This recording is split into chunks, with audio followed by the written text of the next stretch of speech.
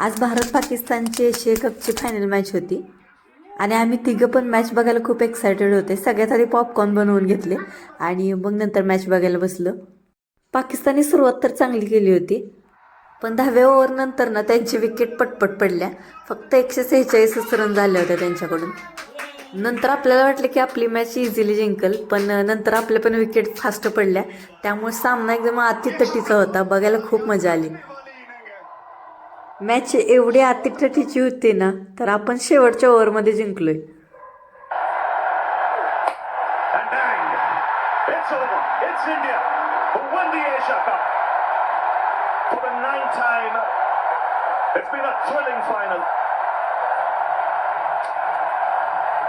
Rinku Singh, first game of the tournament, one ball he plays, puts it away to the boundary, and a huge.